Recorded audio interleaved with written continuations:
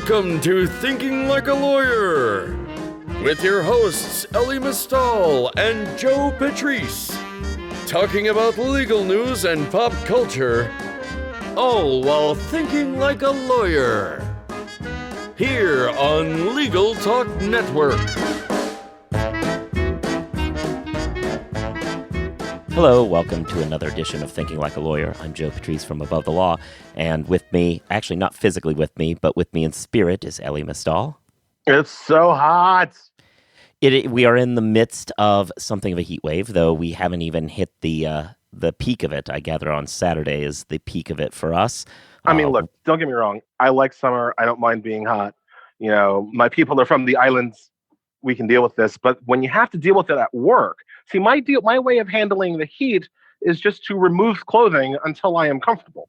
But for you, especially in the Me Too era, you can't do that at work. Arguably, you couldn't do that at work even before the Me Too era.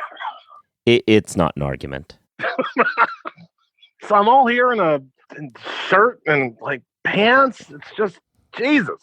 Yeah, it's hot. I mean, there's no getting around that. It's gonna get up to a heat index of like 110 in a few hours. So that's a thing to look forward to. Yeah. So that's not what I'm pissed off about today. Oh, yeah. What is? I am pissed off about the heat today, but that's not directly what I'm pissed off about today. Go for it. So can somebody explain to me why it's a story now that Donald Trump is a racist? Because I don't know if you've been paying attention since 2011 when he started the birther crap against Barack Obama, or 2015 when he came down an escalator and called Mexicans rapists. But like this current explosion of racism just is in keeping with all of the other explosions of racism that Trump has committed over the course of his entire public life, going all the way back to when he called for the murder of the Central Park Five, who we now call the exonerated five, right? So we've always known that Trump is a racist. Everybody who's been paying attention knows that Trump is a racist. Everybody who is willing to tell the truth has said that Trump is a racist. Why is it a story now, today, this week, this month, that Trump is racist? You're white, Joe. Can you explain this to me? Can you explain why this is a thing all of a sudden?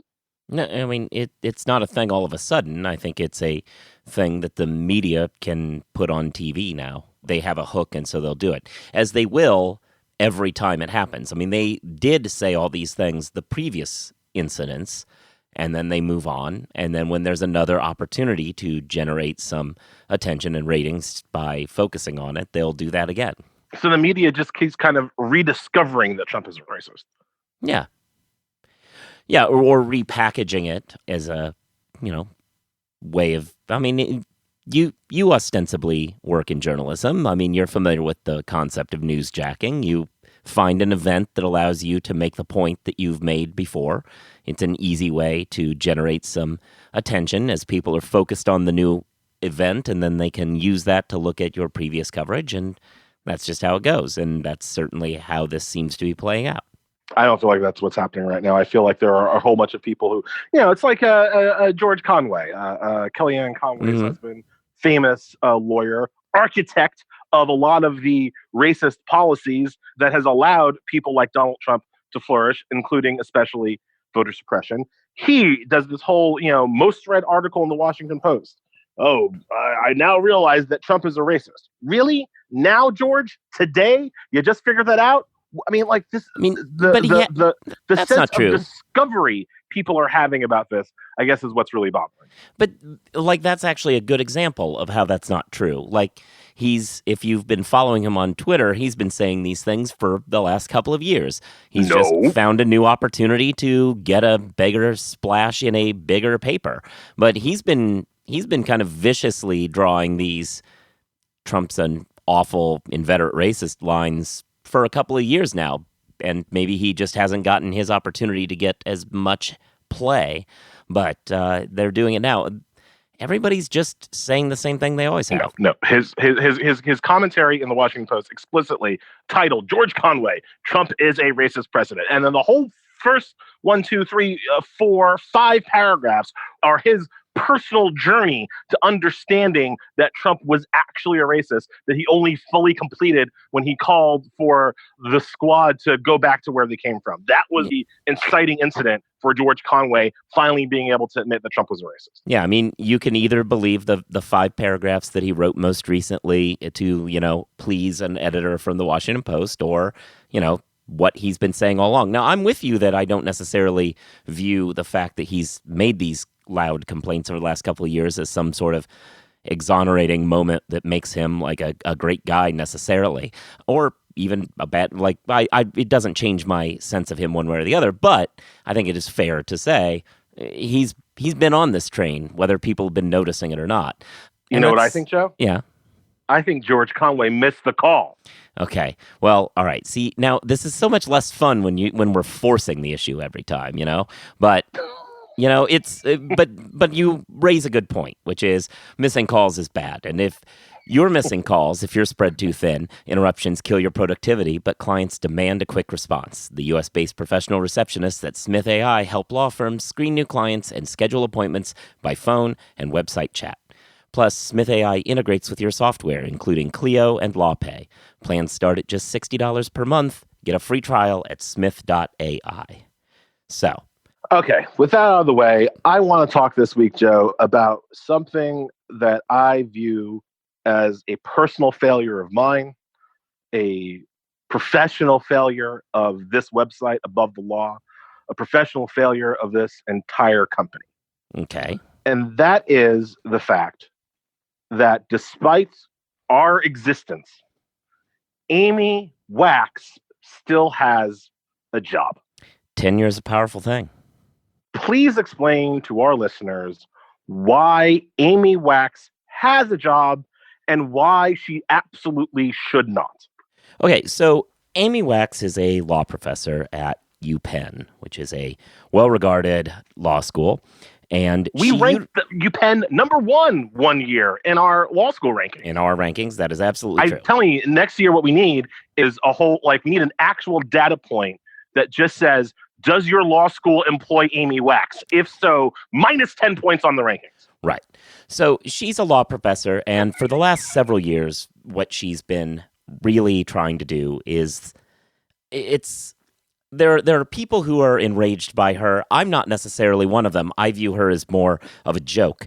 She's this kind of desperate law professor who's hoping to get attention, and so she acts out in a temper tantrum sort of way by saying more and more outrageous commentary, mostly a jumble together of racist stereotypes, whether she's complaining that Black students at law schools can't do, have never had gotten good grades, or whether she's going to say that Christine Blasey Ford should understand her place and hold her tongue, or whether she's saying that America was better off when white people had more power. Like, she's been writing these things, and it's a snowball of increasingly outrageous statements, and she does it. Can I just emphasize for our listeners, You didn't make any of those statements up?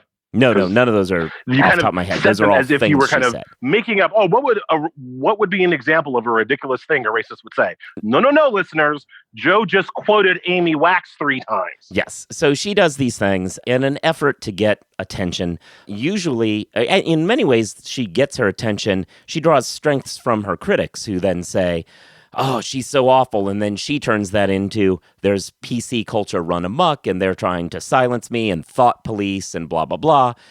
Every time this happens, she gets a little bit more attention from the media. The school gets some pushback. The school then caves because A, she has tenure, and B, she's kind of hitting the academic freedom hot button that she suggests that people are trying to silence her, which is obviously something that in academia they take very seriously, not doing that. So that's kind of the story with Amy Wax. Well, that's the story of what she's done. Yes. I don't think that that's a story of why she's still there, which is really what I want to focus on. Right. Because you wrote an article that is available online by the time you guys are listening to this episode. And I thought it appropriately, because we've written lots of articles. Every time Amy Wax does something kind of crazy and racist and sexist, we report on it because, as you were saying in our opening, Joe, we like clicks. We like the money. So we're going to write about it whenever she says something. But I thought your article this week really appropriately returned the focus onto her employer, which kind of allows this to happen. Right. And this is a good example, going back to our opening segment, of a situation where I've been saying this for the last couple of years, and every time a new incident comes up, I'm forced to repeat it. And it seems like it's new, but I really have been saying it for a while, which is, well, to quickly point out, the new thing that happened is she went to a conference that was called Nationalist Conservatives or something. I don't know. She went to this conference and spoke on a panel. Conservative Nationalist. That's the official title that Tucker Carlson came up to avoid saying white nationalist, which is what he was actually doing. And she appeared on a panel where she said that what America needs to do is get more, encourage more white people to come to the country rather than non-whites, because non-whites are too loud and, create garbage. So, I mean, literally, she said immigrants, non-white immigrants are too loud and litter too much. Yes. So anyway, this is the new thing. And a point that I've made many times throughout this whole saga is that one of the places where I think a lot of her critics falter is, given that she draws a lot of power from suggesting that there's thought police out to get her and everything, the answer is it's not that she should be fired for holding the wrong views. She should be removed from her job because she's just a bad academic. The issue is, to my mind, that you can't necessarily say a professor has to leave because their conclusions aren't what you want. But what you can do is look at what she's produced. Over the last several years, what she's produced is entirely evidence-free, statistics-free, no backup or footnoting for anything she does. She just goes on to the media and makes unsubstantiated claims about all sorts of sociological developments, and then tries to cobble together in half-coherent sentences reasons why white people are better than everybody else. This is, by the way, I'm going to say another one of those quotes that you're going to say, that can't really be a quote, and it's a quote. When asked about white supremacy, she once said, well, I'm one of those people who doesn't shrink away from the word superior. That's a thing she said. So she goes on, says these things, they're evidence-free, and that's really where I think the problem is, because she utilizes her reputation and the goodwill of the University of Pennsylvania Law School to give the imprimatur of authority to the things she's saying. But the truth is, she has no backing for what she's saying. She is not doing any of the legwork. She is not engaging with any of the studies. She's not got any data that she's working through. She just says a bunch of anecdotes and random racist talking points and turns them into conclusions. And that, I think, is where a school should, even though someone is tenured, be in a position to say, we think we need to part ways. Because when the school's reputation is being utilized, barring any connection to any actual academic work, then that's damaging the school. And that's a reason why, for cause, somebody should leave. Not because of what she believes, but because of her methodology and how she tries to back it up. It's one of those things where I'm not a huge fan of, say, what's his name? Richard Sander. Yeah, out in UCLA. I'm so glad you brought this up. But that guy, to his credit, cobbles together charts. There are things that you can debunk and you can argue and say, well, this is bad data for this reason and that reason. But the guy's trying. This is the problem with Amy Wax. She doesn't do any of that. She just goes on TV and starts talking about how she's pretty confident that no black students ever gotten a passing grade in law school. I don't know where this comes from. It's just a thing she says. We have an industry for people who want to make unsubstantiated claims about race and show no evidence for their work. That's called Fox News. Yeah. It's not called law school. And I'm so glad that you brought up Richard Sander, because he was exactly the white jerk asshole counterpart to what Amy Wax is doing. I disagree with Richard Sander's scholarship with every bone of my body, as I'm sure the president would. I don't have a racist bone in my body. Well, I disagree with every bone in my body with what Richard Sander produces under the guise of scholarship. But it's scholarship. Yeah. I can disagree with Richard Sander because he shows his work. There is substance there. Awful, disgusting, trash substance, but substance nonetheless. And so you can go back through my history. I do not say Richard Sander should be fired from UCLA. I think he has no business teaching 1Ls. Like I think he has absolutely no business teaching a class where people are forced to take him without elective choice. But being a part of the law school and being a part of that community and peddling his trash views is entirely appropriate in that academic setting. Amy Wax, as you're pointing out so correctly, does none of that. You can't actually disagree with the substance of her argument because there is no substance. It's just, if she wants to go on out to the white nationalist conference and show her study that shows by decibel level, non-white people, have louder vocal capacities, that'd be interesting. I would still think that her conclusions were trash, but like that would be something to start with. Yeah. But she doesn't give you that. She just makes this completely unsupported claim about how loud people are, how much people litter, and of course, all to the general point that somehow white culture is superior to all other cultures. And I mean, I should be, in all fairness, it's not as though she hasn't produced scholarship in her past, obviously, whether it's race-based or dealing with her actual legal career. I mean, there's a reason she got tenure in the first place.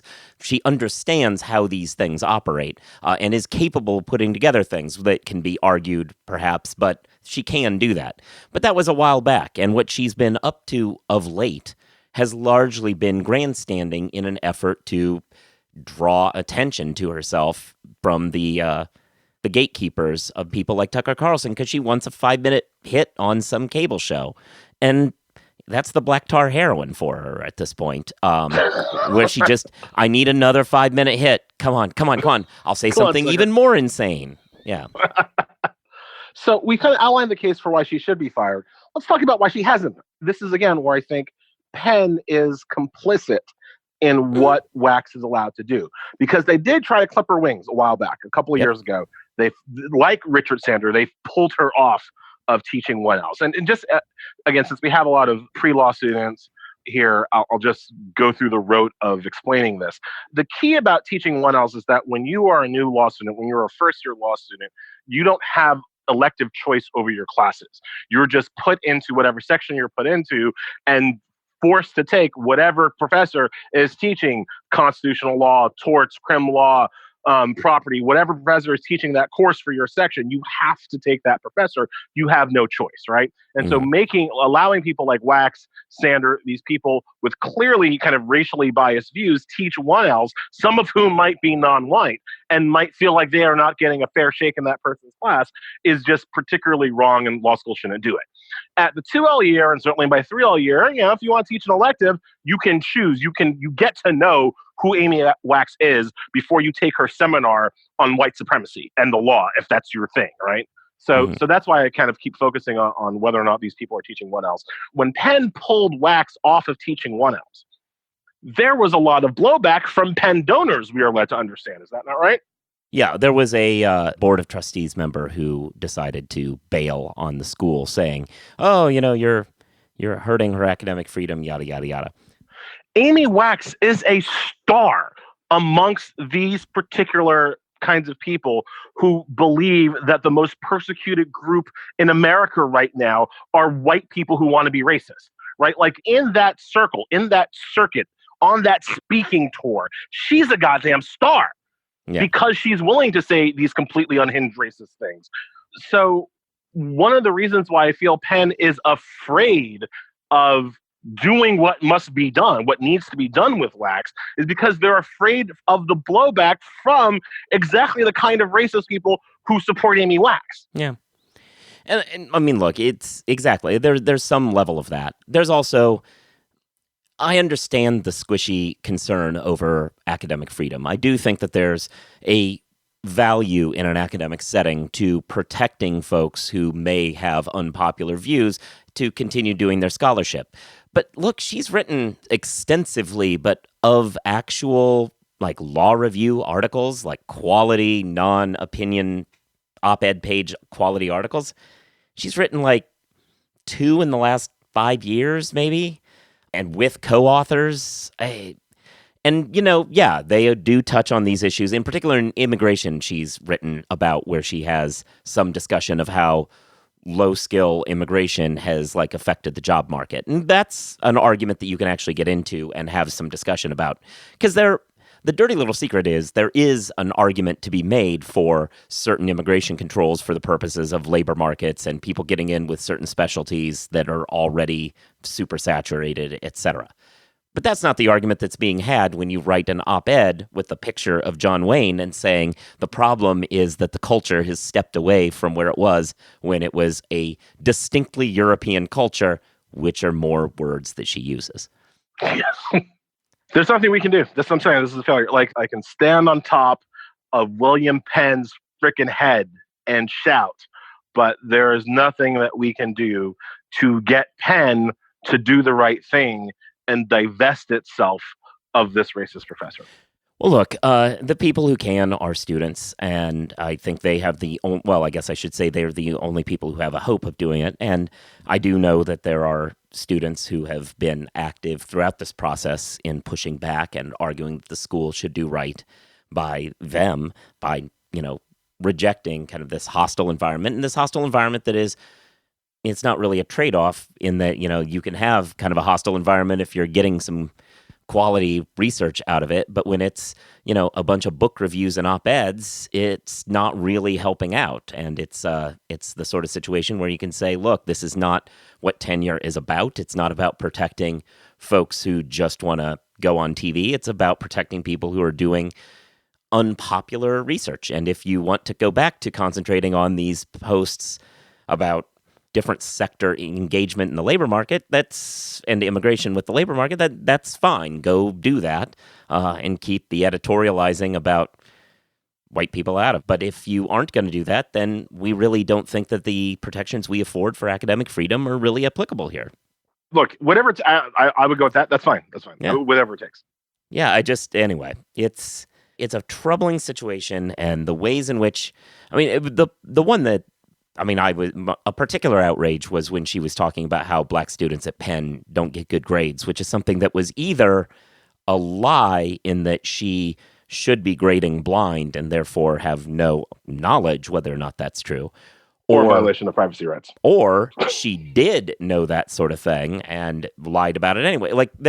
Either way, it was a problem, and she decided to go off on this and then double down on it, and that's a point where you start getting into whether or not it's a for-cause violation, because that has nothing to do with academic freedom. That has everything to do with now you're just besmirching the reputations of people who go to the school. And this is where it gets back to the institution itself needs to protect its reputation from an assault. Because in a lot of ways, she's just attacking the good name and reputation of the school by continuing to go down these roads. Again, I don't agree with her, but she's free to think whatever she thinks and come to the conclusion can come to. That doesn't mean Penn has to accept her trading on their reputation to give these the kind of the imprimatur of authority. I'm just reminded of the Chris Rock joke where they're trying to figure out if Kramer from Seinfeld is a racist, and Chris Rock quips, "What does motherfucker have to do? Shoot Medgar Evers? What does Amy Wax have to do? She went to a white nationalism conference and argued that only white people should be allowed in the country. What else does she have to do to get on Penn's radar?" Right. And look, in her argument, I think it's key to point out her argument, which I do think is an argument that she makes that she is in a very technical way correct on.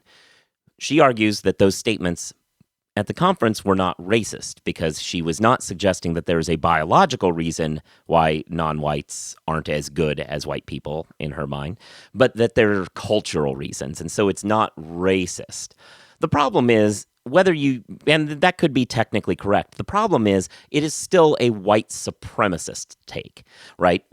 Right. We need to get over kind of the idea that white supremacy is a term that is very narrowly cabineted just into Klan members and people actively wearing Nazi uniforms, because it's not.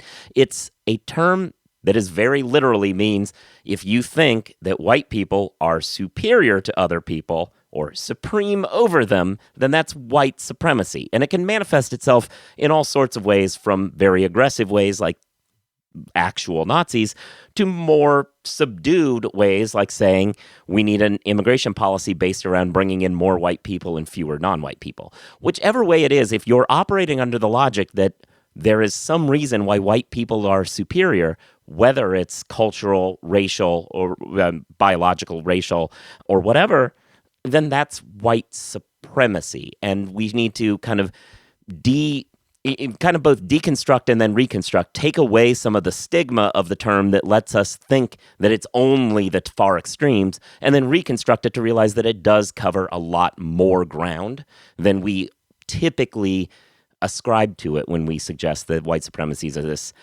really ultra, very narrowly defined term, because it shouldn't be. If you're advocating supremacy, then you're advocating supremacy, and that's, going to have to say, from my opinion, looking at these quotes, that's what she's saying. And it's also what she says when she says she doesn't shrink from the word superior. I think that's a great place to leave it. Yeah. Joe explains white supremacy to white people. I love it. I mean, in fairness, this is an area where I do a good deal of research. So it's an area that's kind of fresh for me. So I can be that translator. It's kind of like a flip on the Luther the Anger translator. I don't know where I come in as the translator situation. But yeah, so that's what's going on. It's been an interesting day all the way around here at Above the Law. Amy Wax will still have a job by the time you hear this podcast. Don't worry. Could well. And look, she's going to be fine no matter what. I'm sure that she will get the coveted TV job she really seems to be hankering for if she were to lose her position at Penn, but we'll see. So thanks, everybody, to listening. You should subscribe. You should leave reviews. You should follow on Twitter. He's at Elie NYC. I'm at Joseph Patrice. You should read Above the Law. You should follow the other legal podcasts of the Legal Talk Network. You should follow The Jabot, which is Catherine's legal podcast. She's an occasional guest host for us over here. And with all of that, I think we're done. And we will come back next week and talk, hopefully, about something that is much more, much more pleasant. Peace. If you'd like more information about what you've heard today, please visit LegalTalkNetwork.com. You can also find us at AboveTheLaw.com, ATLRedline.com, iTunes, RSS, Twitter, and Facebook. The views expressed by the participants of this program are their own and do not represent the views of, nor are they endorsed by, Legal Talk Network, its officers, directors, employees, agents, representatives, shareholders, and subsidiaries. None of the content should be considered legal advice. As always, consult a lawyer.